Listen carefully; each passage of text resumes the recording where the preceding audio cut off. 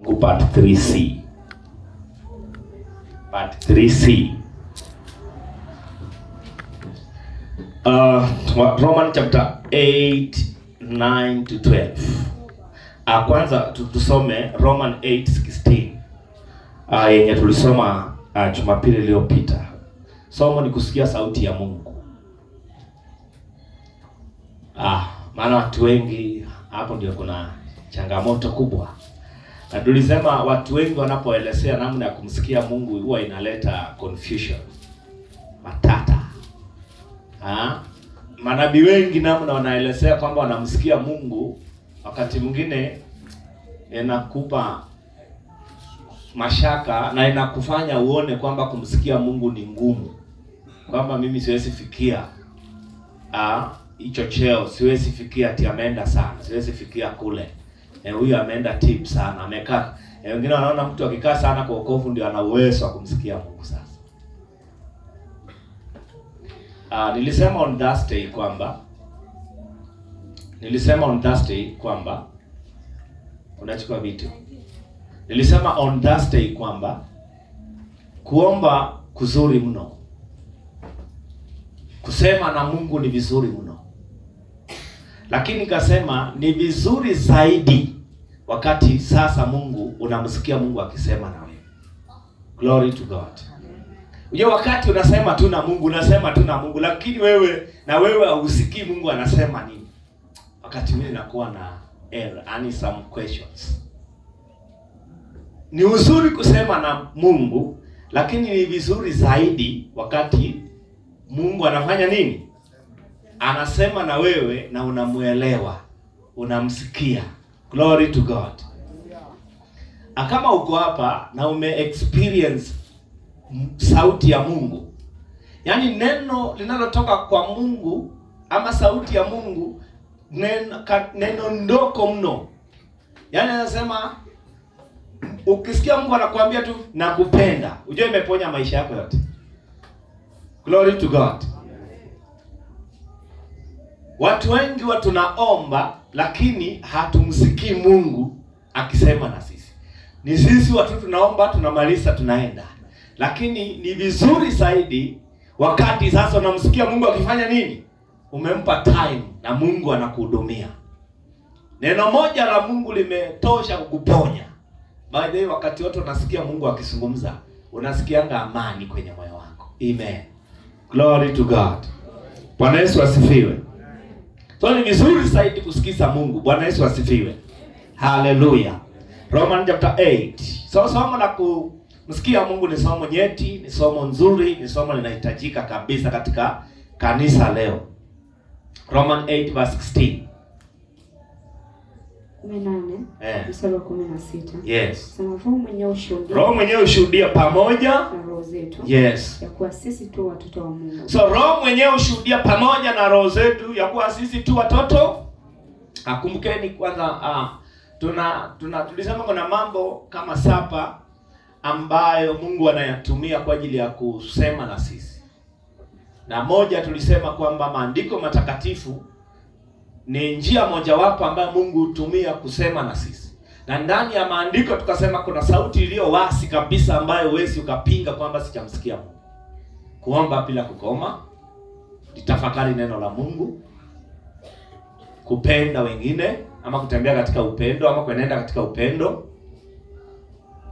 Ngine?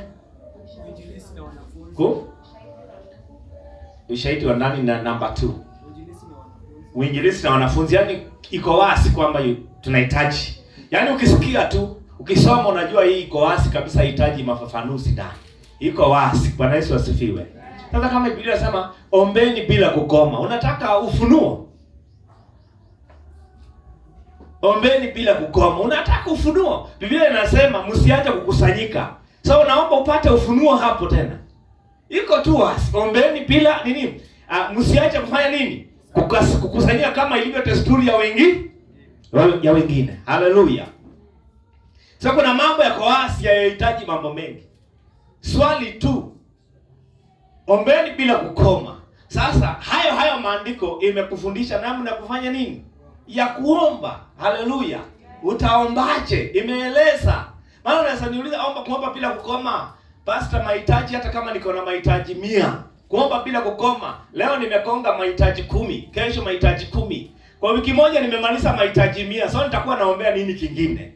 No. Kuna mambo mengi ya kuombea katika maandiko imekuelekeza uombee nini. Hallelujah. Glory to God.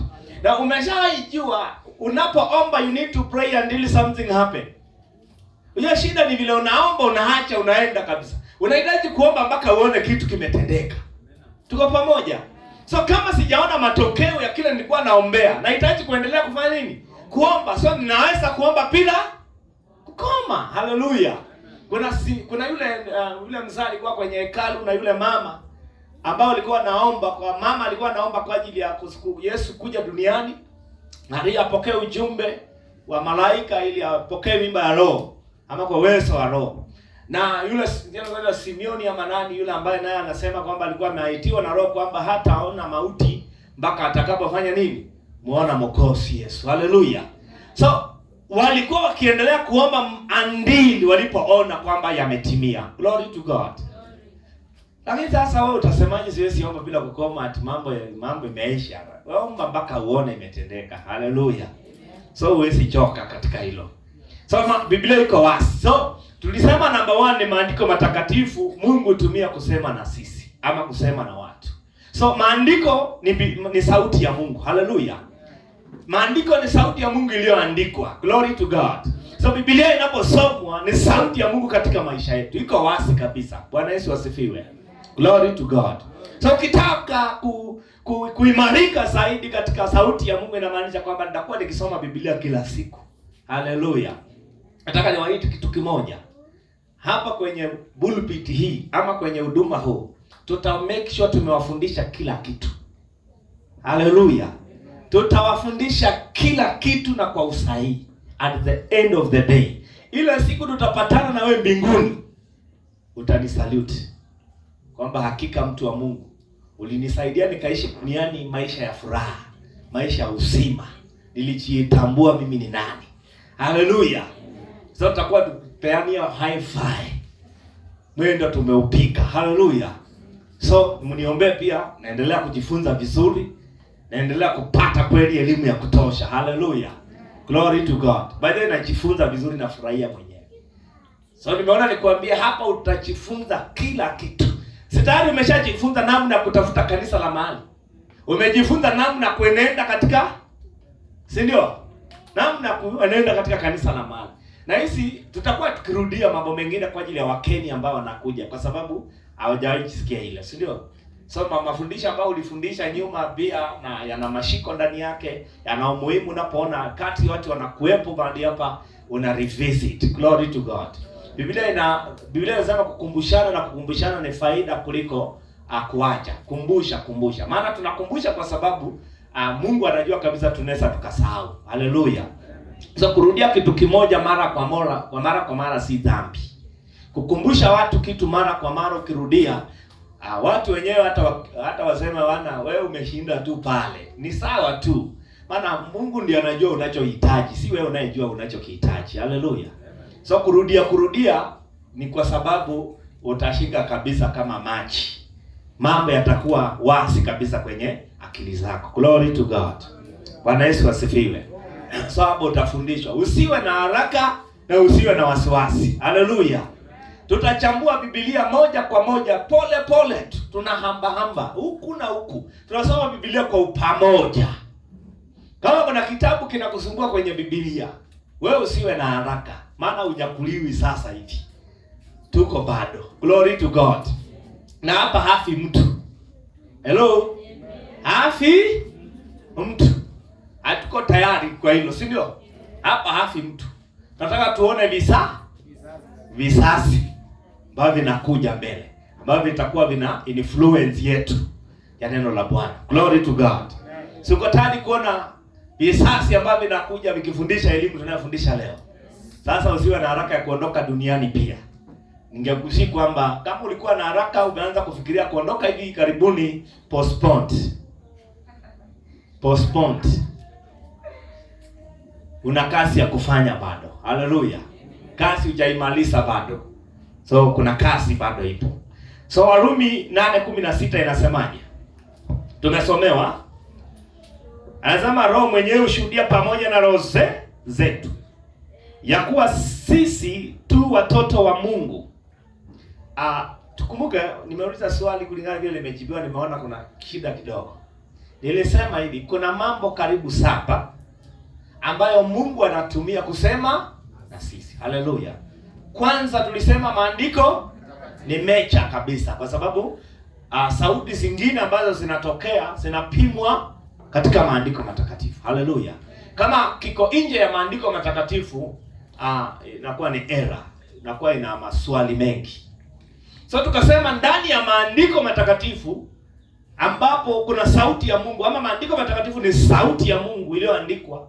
So kuna sauti ambayo kabisa ukisoma iko wazi, au hitaji kupinga nifanye ama nisifanye, ni kitu kiko wazi. Ndio nikapeana mifano, si ndio? Si vitu ni vingi, mifano ni mingi, lakini nilipeana mifano kidogo ili itupe kuona mbele zaidi. Glory to God.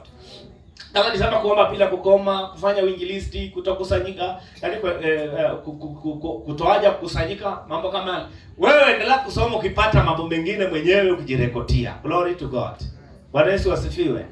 Tuko na group la church. Jifunze pia, unatuwekea pale na sisi tunajifunza pia. Tujue kama unakuwa ama ukui. Glory to God. Group liko pale, sioni watu wakijifunza pale, sioni tukifundishwa na watu. Fundisha hapo tuone hela zako, tujue unaelekea wapi. Funza pale. Tutajua kwenye shida ipo ili tukusaidie. Bwana Yesu asifiwe. Glory to God. Na usiwe tu kiuliza maswali peke yake pale. Hapo panataka pia ufundishe, tukuulize tuone unafundishaje. Hiyo unaweza kuwa tu uko pale unataka tu ulize maswali. Na pia unafaa unatuma fundisho pia. Tuone kabisa unajifunza, wewe unafuatilia ukiwa classes, ukiwa vile ndugu Otia amefundisha leo asubuhi, amekumbusha mambo wanajifunza classes, nikajua huwa anashika kile kinafundisha on classes. Hallelujah. Sasa wakati vile tunataka kuona pia ukikua, mambo ya kukaa tu jamani. Jaribu, tunafundisha watu wafiku, tunafundisha muwe viongozi wa kufundisha neno la Bwana, muwe walimu, muwe watu hitajika katika ulimwengu huu. Hallelujah. Usibaki tu hivyo mwaka mpaka mwaka wewe upo tu kusoma Biblia ni noma. Hata wewe tafsiri verse 2 moja kwamba Yesu akalia. Wewe ukatuambia Yesu kwa nini alilia. Yaani uko tu. Uko tu. Yaani hata ukisoma Yesu akamfufua Lazaro kutoka kwa wafu, wewe fasiri utuambie ina maana gani katika maisha yetu. Ama ni mmoja ukisoma Yesu akamfufua Lazaro, unaanza kusema haya leo ni wakati wa kutolewa kamba za mauti. Kamba za umaskini. Sanda zilizokufunga usione mbele. Hivyo wewe kusoma scenario ya Lazaro, vile Yesu ana communicate na wanafunzi, ripoti inakuja kwamba amekufa, Yesu anasema analala, wanauliza analala aje, unamaanisha nini? Utufundishe pole pole mambo haya. Glory to God. Bwana Yesu asifiwe. Tuko pamoja. So tunataka kuona improvement ya watu wakimprove. Glory to God. So anasema Roho mwenyewe hushuhudia pamoja na roho zetu. Roho mwenyewe hushuhudia pamoja na roho zetu. So kazi ya Roho anashuhudia. So unajua Roho, tulisema kwamba Roho anatumia ushahidi wa ndani kwa ajili ya kushuhudia ndani mwetu kwamba sisi tu watoto wa Mungu. Glory to God. So kabla mtu mwingine hajakwambia kwamba wewe ni mtoto wa Mungu, Roho tayari anakuwa anafanya nini? Anakushuhudia. Glory to God. Ili kwamba usijihukumu, usianze kujiona kwamba wewe ni mtoto wa Ramu, wewe ni mtoto wa Mungu. Glory to God. Bwana Yesu asifiwe. Tuko pamoja watu wa Mungu. Na imani kwamba tuko hapa leo. Yes. So kuna niuliza swali. Huyu ni roho mkani huyu ambaye anashuhudia pamoja na roho zetu? Ni roho yupi huyu? Huyu ni roho yupi ambaye anashuhudia pamoja na roho zetu? Lazima Roho mwenyewe hushuhudia pamoja na roho zetu. Ni roho yupi? So tukitaka kujua ni roho yupi, tunasoma katika muktadha, context. Muktadha manake aya za nyuma na aya za mbele. Kama aya za nyuma zinakupa jibu, unakuwa umeona jibu. Kama hujaona jibu kwa aya za nyuma, unapita unasoma, unaendelea mpaka aya za mbele ili uone kilichoandikwa ndani. Glory to God. So kwenye muktadha tutasoma Roman chapter 8 9 to 12. Ndio tusomee Roman chapter 8 9 to 12. Tunasoma muktadha wake tuone roho yupi huyo anayezungumziwa hapa. Anasemaje? Warumi 8 kuanzia mstari wa 9. Anasema lakini ikiwa roho wa Mungu anakaa ndani yenu, ninyi hamfuati mwili. Anasema nataka tuwe makini. Ikiwa roho wa Mungu anakaa ndani mwenu, nyinyi hamfuati. Kufuata mwili hapa Paul alikuwa anazungumzia aina mbili ya nature, asili mbili. Kuna ya roho na asili ya mwilini. Glory to God. Yaani asili ambayo itampokea Kristo. So haina maana kwamba alikuwa anazungumzia matendo. Anazungumzia two major things. Asili mbili, ya rohoni na asili ya mwilini. Glory to God. So anasema mtu aliye na roho manake ni mtu wa rohoni. Tayari ukisha roho Mungu akikaa ndani yako manake wewe ni mtu wa rohoni, wewe si mtu wa mwilini. Glory to God. Glory to God.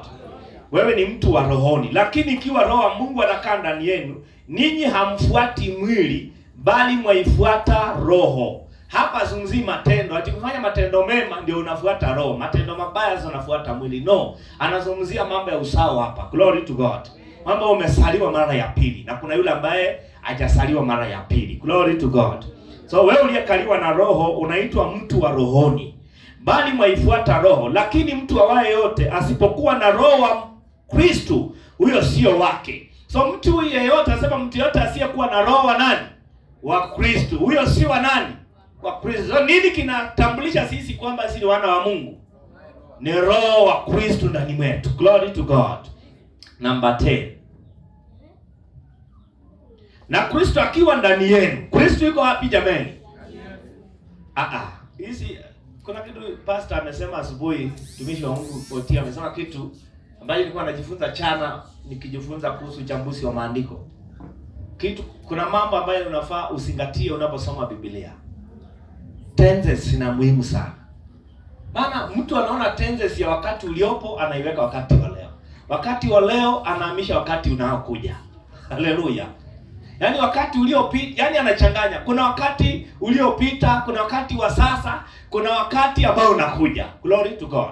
Hivi vitu vinatakana sana. Sasa kama hapa anasema hivi, na Kristo akiwa ndani, amesema Kristo atakuwa. Sasa kuna mwingine atafundisha, unasikia, Kristo atakuja kuwa ndani yenu. Wakati Kristo atakuwa ndani yenu, sasa some tu tenses. Anasema Kristo akiwa ndani wakati wa sasa. Hallelujah. Glory to God. Anasema na Kristo akiwa ndani yenu, akiwa ndani yenu. Sasa Kristo yuko wapi leo? Bwana, hii iko na shaka tena. Kama una shaka kwamba una Kristo, kuja tukupika randa tena. Yaani uko tu hapa wewe ujielewi kabisa, unajua watu hujui Kristo yuko wapi. So leo Biblia inakwambia Kristo yuko ndani yako. Anasema mwili wenu umekufa kwa sababu ya nini? Ya dhambi. Bali roho yenu i hai kwa sababu ya haki. So kasi ya Roho Mtakatifu alitupa nini? Amefanya roho zetu ziwe hai. Glory to God. Tunayo nuru ama hatuna nuru? Tunayo nuru. Lakini ikiwa roho yake yeye aliyemfufua Yesu katika wafu anakaa ndani yenu, roho Mungu anakaa wapi? So unaweza ukaona kwamba anaposema Kristo yu ndani mwetu, inaonyesha kwamba Kristo anakaa ndani yetu kwa kupitia roho wake. Glory to God. So roho Mungu ndani mwetu ni Kristo ndani mwetu. Glory to God. Hiyo inataka maswali tena. Lakini ikiwa roho yake yeye aliyemfufua Yesu Kristo, aliyemfufua Yesu katika wafu anakaa ndani yenu.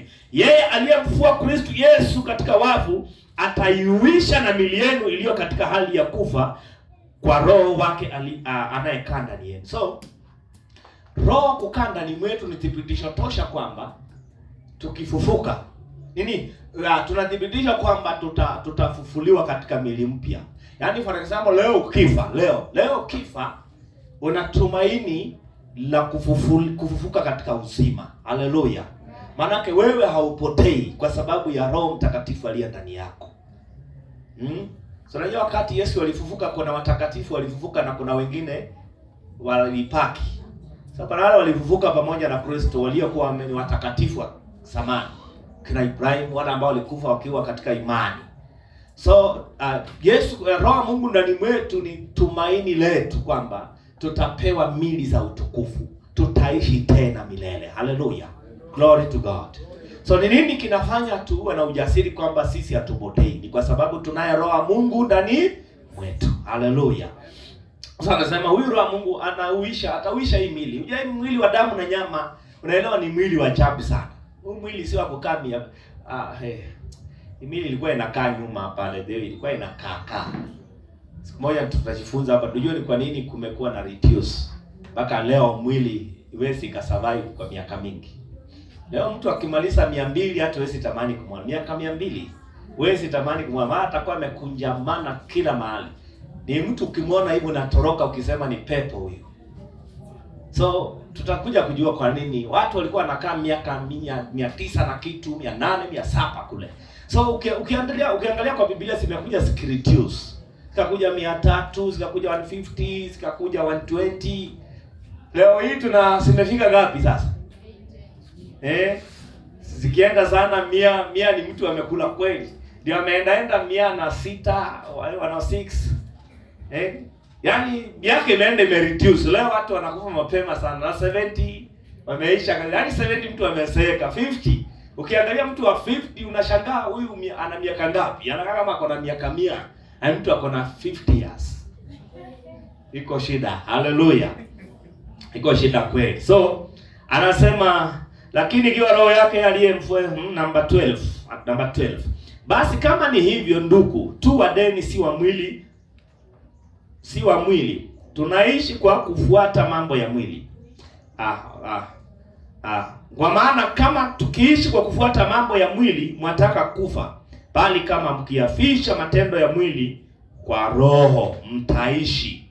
Kwa kuwa wote wanaoongozwa na Roho wa Mungu, hao ndio wana wa Mungu. So anazungumzia ule, yani tumefuka kutoka mautini, tumeingia usimani. So sisi ni watu wa uzima. Sisi ni watu wa nuruni. Sisi ni watu wa rohoni. Glory to God. Glory to Jesus. So ni roho yupi ambaye anashuhudia pamoja na roho zetu?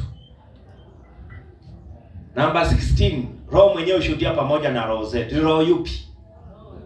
Ni Roho wa Mungu. Hallelujah. Kuna kwingine anaitwa Roho wa Kristo. Bwana Yesu asifiwe. So kuna ushahidi so tumeona Roho wa Mungu ama Roho wa Kristo. So kuna ushahidi wa ndani kwa huyo roho aliyoko ndani yetu. Kuna ushahidi wa ndani kwa huyo roho aliyoko ndani yetu. Huyo roho aliyoko ndani yetu ana ushuhuda, ana ushahidi, ana msukumo wa ndani. Kuna kitu pia utia amezungumzia kuhusu usauti ya ndani ama ule kusikia Mungu kutokea ndani. Ya muamini ameumbwa kwamba asifuate sauti kutokea nje. Muamini ameumbwa kiwango kwamba anahitaji kusikia sauti kutokea ndani yake. Glory to God. Muamini hahitaji vitu ndio amjue Mungu. Tutajifunza kwenye hili somo. Maana kuna watu, for example, kuna watu wakiona mvua inanyesha mingi ikiua watu wanasema Mungu anaongea. Watu watubu. Ukiona maajali kwa barabara Mungu anaongea. Ulikuwa unaenda safari ukaona jura zinapita kwa barabara, pusi zinakuconfuse, unaanza kusema kuna uwezekano mimi naona Mungu anasema kwamba hii safari si nzuri. Yaani unatumia outside vitu vya nje kuona kwamba Mungu anasema na wewe. No, glory to God. Mungu hawezi weka jura mbele, alafu jura inasababisha usiende safarini useme ni Mungu ameweka jura pale, anaongea kwamba hii safari ina mikosi. Wewe ni mtu uliyetakaswa. Haleluya. Mahali pana mikosi, Mungu akitaka uende tu utaenda kwa sababu wewe ndio utatakaza ile mikosi iondoke. Glory to God. Bwana Yesu asifiwe. So roho ana ushahidi wa ndani ama ushuhuda ama msukumo wa ndani. Glory to God. 1 Corinthians chapter 2:12. 1 Corinthians chapter 2 verse 12. 1 Corinthians chapter 2 verse 12. Wakorintho wa kwanza. Yes. 2 mstari wa 12. Yeah. Asema lakini sisi hatukupokea roho ya dunia. Lakini sisi hatukipokea roho ya dunia, bali roho atokaye kwa Mungu. Makusudi tupate kuyajua tuliokirimiwa na Mungu. Kwa nini tulipewa roho akae ndani yetu? Makusudi tufanye nini? Tujue tuliokirimiwa na nani? So inamaanisha kama tunaye Roho Mtakatifu ndani mwetu, kazi ya roho ni kutusaidia kuelewa kile ambacho kiko ndani yetu. Glory to God. Lakini kuna kitu moja ukumbuke. Roho Mtakatifu, mama ambaye tutakuwa tukiangalia kwa Biblia ambayo Mungu anatumia kusema na sisi, yote haijawahi pingana. Yote ni ya kitu kimoja. Glory to God. Haipingani. So Roho Mtakatifu ambaye tunaye ndani mwetu makusudi tupate kujua ama tuliokirimiwa na Mungu, hawezi pingana na neno lililoandikwa. Glory to God. Chochote ambacho maana Roho Mungu anaenda in line na neno la Bwana, neno lililoandikwa. Glory to God.